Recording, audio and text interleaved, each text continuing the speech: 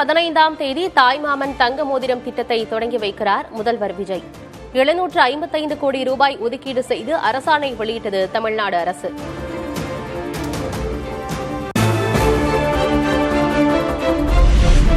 முதல்வர் விஜயின் பிறந்த நாளான ஜூன் 22ஆம் தேதி முதல் பிறக்கும் குழந்தைகளுக்கு தங்க மோதிரம் அரசு மருத்துவமனைகளில் பிறக்கும் குழந்தைகளின் தாய்மார்களுக்கு வழங்கப்படும் என தமிழ்நாடு அரசு அறிவிப்பு.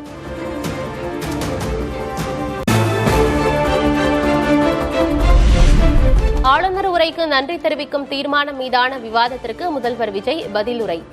வரலாற்று சிறப்புமிக்க சட்டமன்றத்திற்கு தங்களை தேர்வு செய்த மக்களுக்கு நன்றி என நிகழ்ச்சி. மாண்புமிகு பேரவைத் தலைவர் அவர்களே, மாபெரும் தலைவர்கள் வழிநடத்திய மாபெரும் வரலாற்று சிறப்பு கொண்ட இந்த சட்டமன்ற பேரவையின் 17வது சட்டமன்ற கூட்டத்தொடரின் முதல் ஆளுநர் உரையின் மீதான நன்றி தெரிவிக்கும் தீர்மானத்திற்கு பதிலுரை வழங்க வாய்ப்பளித்த மாண்புமிகு பேரவைத் தலைவருக்கு நம் வணக்கத்தை தெரிவித்துக் கொள்கிறோம்.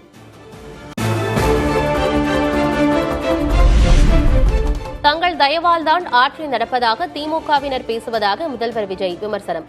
மக்கள் மற்றும் மனசாட்சி சக்திகளின் ஆதரவில் ஆட்சி நடப்பதாக முதல்வர் பதில். இப்ப புதுசா ஒரு வெப்பன் ஒண்ணு கொண்டு வந்திருக்காங்க. அது என்ன தெரியுமா? அவங்க தயவால தான் நம்ம ஆட்சி நடக்குதான். மக்கள் தயவால இந்த ஆட்சி நடந்துகிட்டு இருக்கு.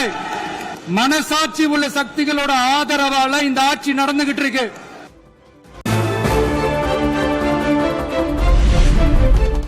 சேரவே சேரமாட்டார்கள் என நினைத்தவர்கள் தாவேகாவுக்கு எதிராக ஒன்று சேர முயற்சி. தாவேகா ஆட்சிக்கு நாள் குறித்தவர்களை மக்கள் பார்த்துக் கொள்வார்கள் என்றும் முதல்வர் விஜய் பேச்சு. ஒரே ஒரு குடும்பம் மட்டும் முக்கியம்னு சொல்றது நம்மளோட ஆட்சி அதிகார அரசியல் இல்ல.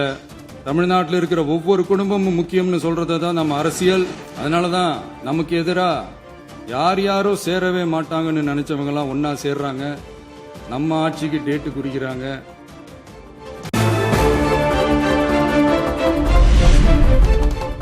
பாஜகவை எதிர்த்தாலும் எதற்கெடுத்தாலும் மத்திய அரசுடன் மோதல் போக்கில் ஈடுபடுவதை விரும்பவில்லை.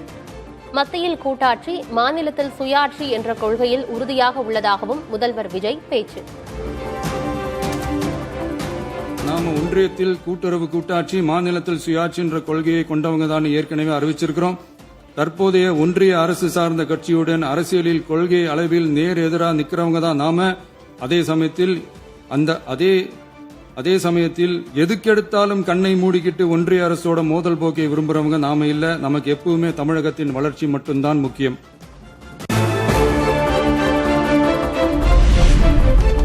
மக்கள் பணத்திலிருந்து ஒரு பைசா கூட தொடமாட்டோம், தொடவும் விடமாட்டோம், தொட்டவர்களையும் விடமாட்டோம் என்றும் முதல்வர் விஜய் சூளுரை. ஒரு பைசா கூட தொடமாட்டோம், தொடவும் விடமாட்டோம், தொட்டா விடமாட்டோம், இதுக்கு முன்னாடி தொட்டவங்களையும் விடமாட்டோம்.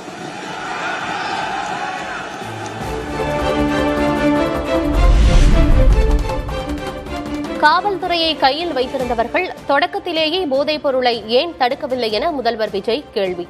கடந்த ஆட்சியில் 9-10 மாதங்களாக சட்டம் ஒழுங்கு டிஜிபி நியமிக்கப்படாமல் இருந்ததாகவும் குற்றச்சாட்டு. கடந்த 9-10 மாசமா நம்ம ஸ்டேட்ல சட்டம் ஒழுங்கு டிஜிபியே இல்ல. சட்டம் ஒழுங்கு டிஜிபியை போடுங்கன்னு சொல்லி எல்லாம் ஓஞ்சி போயிட்டோம். இந்த போதைப் பொருள் நடமாட்டம் எல்லாம் தாறுமாற அப்படியே பரவி கொட்டி கிடக்குது. இதெல்லாம் இனிஷியல் ஸ்டேஜ்லயே யார் கண்ட்ரோல் பண்ணிருக்கணும்? போலீஸ் டிபார்ட்மெண்ட் அப்போ யார் கையில இருந்தது? இத்தனை கேள்வி நம்மளை பார்த்து கேட்கறாங்களே, ஒரே ஒரு கேள்விதான் நான் கேட்கணும்னு தோணுது. போலீஸ் டிபார்ட்மெண்ட்டை கையில வச்சுக்கிட்டே பிகினிங்லயே இனிஷியல் ஸ்டேஜ்லயே இந்த போதைப் பொருள் நடமாட்டத்தை ஏன் கண்ட்ரோல் பண்ணல?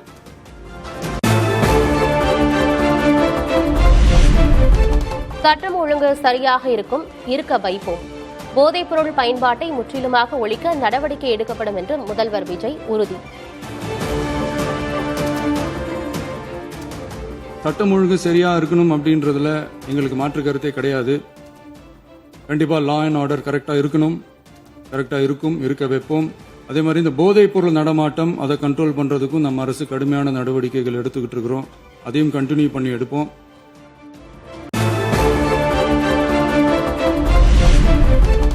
கடந்த ஆட்சியில் நடந்த நிர்வாக கோளாறு காரணமாக மின்வெட்டு ஏற்படுகிறது. மின்தடையை சீரமைக்க ரோந்து வாகனம் மூலம் கண்காணித்து நடவடிக்கை எடுத்து வருவதாக முதல்வர் விஜய் விளக்கம். மின்வெட்டை பொறுத்தவரை கடந்த காலங்களில் ஏற்பட்ட நிர்வாக குளறுபடிகளும் மின்சார சாதனங்கள் மற்றும் மின் மாற்றிகளில் ஏற்படும் பழுதாலும் இந்த மின்வெட்டிற்கு காரணமாக உள்ளது. மின் விநியோக மீட்பு நடவடிக்கைகளை ஒருங்கிணைப்பதற்காக 10 உயர்மட்ட கண்காணிப்பு குழுக்கள் மற்றும் 125 சிறப்பு மின் தடை நீக்க ரோந்து வாகனங்கள் வழங்கப்பட்டு 24 மணி நேரமும் கண்காணிக்கப்படுகிறது.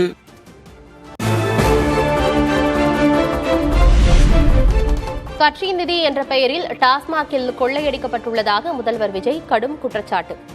கொள்ளையடிப்பதுதான் நிர்வாக திறன் என்றால் அது தங்களுக்கு தெரியாது எனவும் சாடல். டாஸ்மாக்ல பார்ட்டி ஃபண்ட் கட்சி நிதி அப்படின்ற பேர்ல அடிச்ச கொள்ளையெல்லாம் ஒண்ணா இப்போ கவர்மெண்டோட கஜானாவுக்குள்ள கொண்டு சேர்த்துக்கிட்டே இருக்கிறோம்.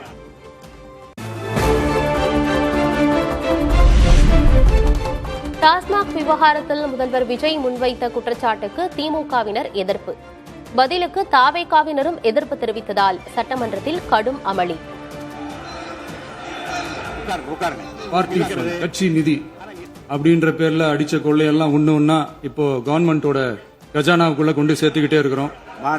பதிலுக்கு போய் நேரம் தரேன், அப்ப பேசட்டும், அவங்க பேசட்டும், அவங்கள பேச அனுமதி. உட்காருங்க.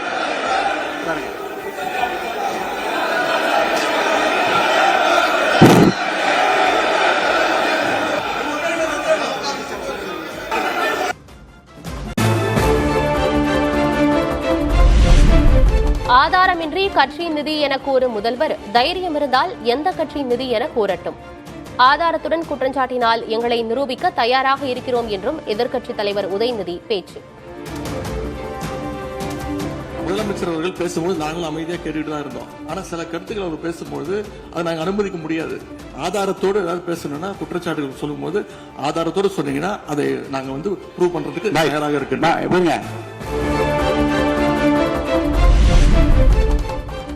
சட்டமன்றத்தில் கலைஞர் படத்திறப்பின் போது தமிழ்தாய் வாழ்த்து இரண்டாவதாக பாடப்பட்டது ஏன்?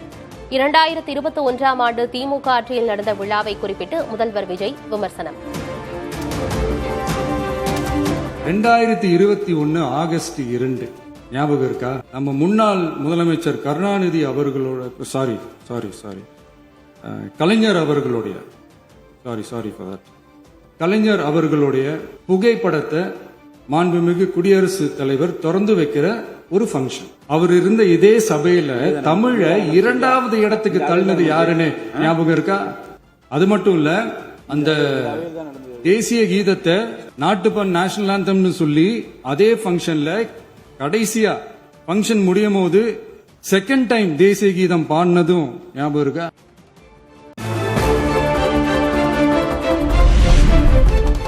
சட்டமன்றத்தில் கலைஞர் படத்திறப்பில் குடியரசுத் தலைவர் பங்கேற்றதால் தேசிய கீதம் முதலில் பாடப்பட்டது. தமிழ்தாய் வாழ்த்து இரண்டாவதாக பாடப்பட்டதாக முதல்வர் விஜய் முன்வைத்த குற்றச்சாட்டுக்கு எதிர்க்கட்சித் தலைவர் உதயநிதி ஸ்டாலின் பதில். கலைஞருடைய படத்திறப்புக்கு பிரசிடென்ட் வந்தாரு, அப்போ நீங்க போட்டீங்க அப்படின்றாரு.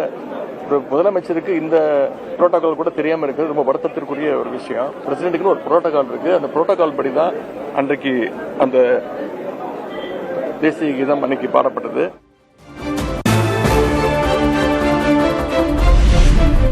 ஐந்து நிமிடம் பேசியதற்கே கொளத்தூர் ஆட்டம் கண்டது.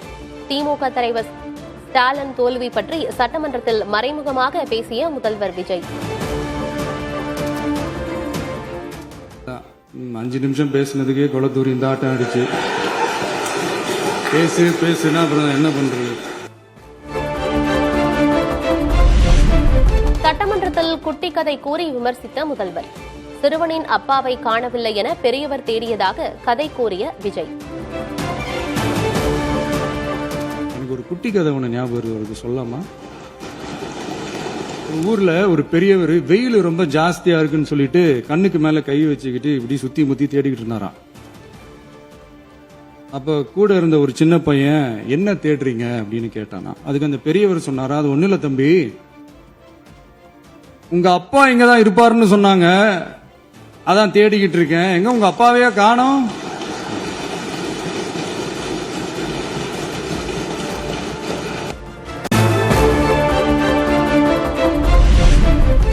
சட்டமன்றத்திலிருந்து திமுக எம்எல்ஏக்கள் வெளிநடப்பு. முதல்வர் விஜயின் விமர்சனங்களுக்கு பதிலளிக்க உரிய அனுமதி வழங்கவில்லை என குற்றச்சாட்டு.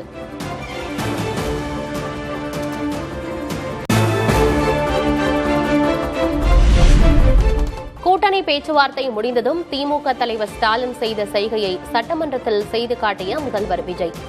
திமுக உறுப்பினர்கள் வெளிநடப்பு செய்த நிலையில் முதல்வர் செய்த செய்கைக்கு ஆளுங்கட்சி எம்எல்ஏக்கள் ஆரவாரம்.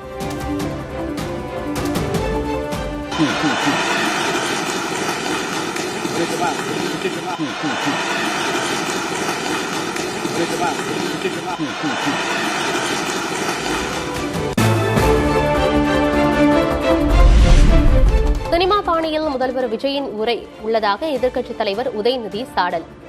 ஆக்ஷன் முதல்வர், டைரக்ஷன் சபாநாயகர், உதவி இயக்குநர்கள், அமைச்சர்கள் எனவும் விமர்சனம்.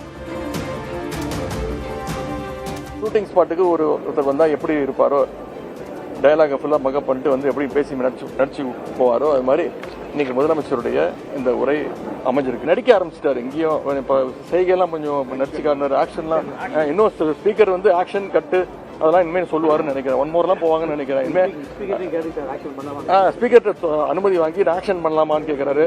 ஸ்பீக்கர் ஆக்ஷன் அப்படின்றாரு.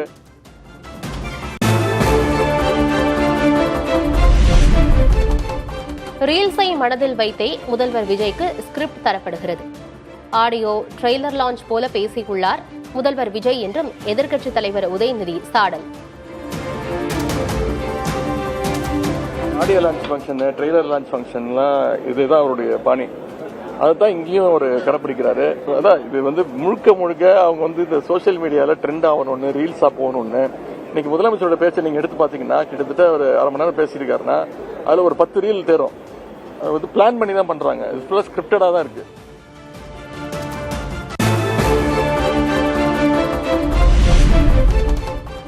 அதிமுக சட்டமன்ற உறுப்பினர்களை பீரோ புல்லிங் போல தாவேகாவினர் இழுத்து வருகின்றனர். யார் தயவிலும் ஆட்சி அமைக்கவில்லை என கூறிய முதல்வர் அதிமுகவின் ஒரு தரப்பை சந்தித்தது ஏன் என்றும் உதயநிதி கேள்வி. பீரோ புல்லிங் மாதிரி இன்னைக்கு அதிமுக எம்எல்ஏஸை வந்து இன்றைக்கு கூட அரசு ஒவ்வொரு சட்டமன்ற உறுப்பினராக வந்து இழுத்துக்கிட்டு இருக்கிறாங்க. நாங்கள் யார் தயவுலையும் இல்லை, எங்க தயவுல தான் ஆட்சி நடக்குதுன்னு சும்மா சொல்லாதீங்க, நாங்க எந்த தயவுலையும் கிடையாது அப்படின்றாரு.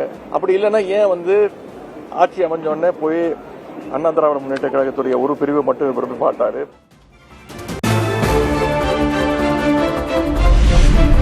செங்கல்பட்டு கோட்டில் கணவனை தேடும் மனைவி கதையெல்லாம் தமிழ்நாட்டுக்கே தெரியும். முதல்வரின் குட்டி கதைக்கு எதிர்க்கட்சித் தலைவர் உதயநிதி பதிலடி.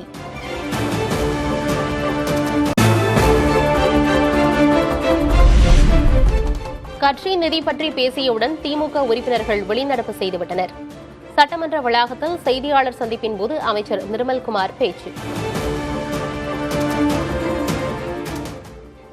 முதல்வர் உரை துவங்கிய உடனே, அதாவது லைவ் போயிட்டு இருக்கு, எல்லாருக்கும் தெரியும், லைவ்ல இருக்கு. பார்ட்டி ஃபண்டுன்னு சொன்ன உடனே என்ன திமுகவுக்கு என்ன பயம்னு தெரியல, உடனே எழுந்து நின்று அவர்கள் வந்து முதல்வர் பேசப்படாமல் தடுக்க முயற்சி செய்தனர். அதற்கப்புறமும் வந்து அவர்களால் உள்ளே இருக்க முடியாமல், இந்த திருடனுக்கு தேல் கொட்டின மாதிரி இருக்க முடியாமல் அங்கே சட்டசபையிலிருந்து வெளிநடப்பு செய்தனர்.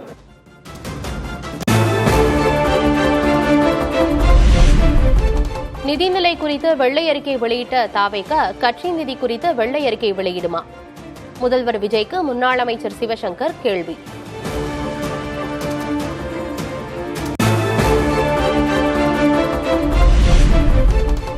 சினிமா போல சட்டமன்றத்தில் செயல்படுகிறார் முதல்வர் விஜய். சட்டமன்றத்தில் முதல்வர் மரபோடு நடந்து கொள்ள வேண்டும் என்றும் பாஜக மாநில தலைவர் நயினார் நாகேந்திரன் அறிவுறுத்தல். அவர் இன்னும் சினிமாவில் நடிக்கிற மாதிரியே நினைச்சிட்டு சட்டமன்றத்தில் இருந்துட்டு இருக்காரு. அப்படிலாம் சட்டமன்ற மரபுப்படி செய்யக்கூடாதுன்னு தெரியும். இதை மாதிரி முந்தி செஞ்சவங்களுடைய நிலைமையெல்லாம் என்ன ஆச்சுங்கிறது இப்ப உங்களுக்கு தெரியும். இனிமேலாவது முதலமைச்சர் தன்னுடைய தகுதியை அறிந்து சட்டமன்றத்தினுடைய மரபோடு நடந்து கொள்ள வேண்டும் என்று கேட்டுக்கொள்கிறேன். அரசு பள்ளிகளில் நடக்கும் தாவேகா அட்ராசிட்டி குறித்து முதல்வரின் ஸ்கிரிப்டில் எழுத மறந்துவிட்டார்கள். கலைவரங்களுக்கு முடிவு கட்டுங்கள் சிஎம் சார் என திமுக முன்னாள் அமைச்சர் அன்பில் மகேஷ் பதிவு.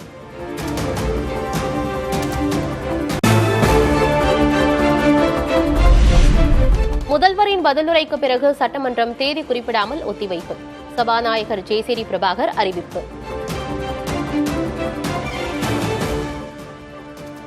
தீர்மானம் ஒருமனதாக நிறைவேறியது.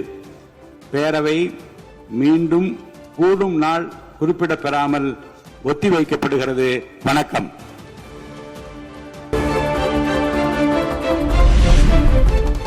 ஒருங்கிணைந்த குடிமைப் பணிகள் குரூப் 1 தேர்வுக்கு ஜூன் 30ஆம் தேதி முதல் விண்ணப்பிக்கலாம். ஜூலை 29ஆம் தேதி வரை இணைய வழியில் விண்ணப்பிக்கலாம் என TNPSC அறிவிப்பு.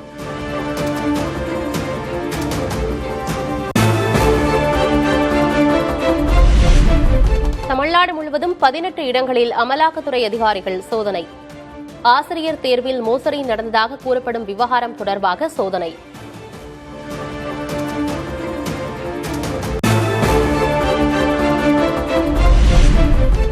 திமுக ஆட்சியில் அரசு அலுவலகத்திற்கு சென்றால் லஞ்சம் கொடுத்தால்தான் எல்லா வேலையும் நடக்கும். தாங்கள் டெண்டர் மாஃபியாவை அழித்துள்ளதாக தொழில்துறை அமைச்சர் கீர்த்தனா பேச்சு.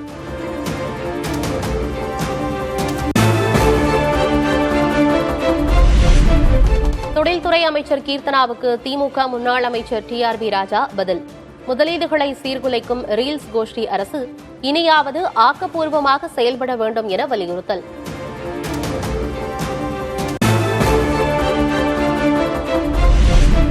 தருமபுரியில் 7 வயது சிறுவன் பாலியல் வன்கொடுமை வழக்கில் குற்றவாளிக்கு இரட்டை தூக்கு தண்டனை. தருமபுரி மாவட்ட சிறப்பு நீதிமன்றம் தீர்ப்பு.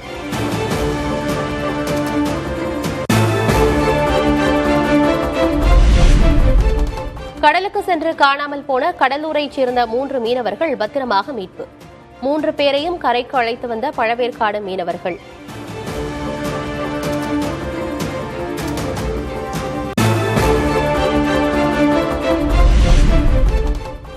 இமாச்சல பிரதேசத்தில் இரும்பு பாலம் இடிந்து விழுந்து விபத்து.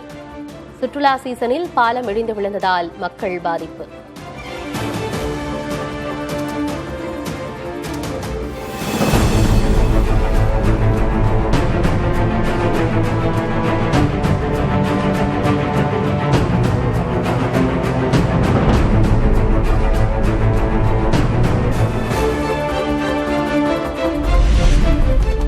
சிக்கிம் மாநிலத்தில் தொடர் மழையால் கடுமையான நிலச்சரிவு. போக்குவரத்து பாதிக்கப்பட்டதால் மக்கள் கடும் அவதி.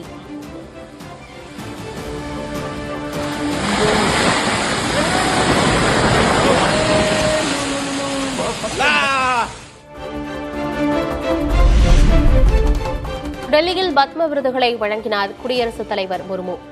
நடிகர் மம்முட்டி, கிரிக்கெட் வீரர் ரோஹித் சர்மா, டென்னிஸ் வீரர் விஜய் அமிர்தராஜ் உள்ளிட்டோருக்கும் கௌரவம்.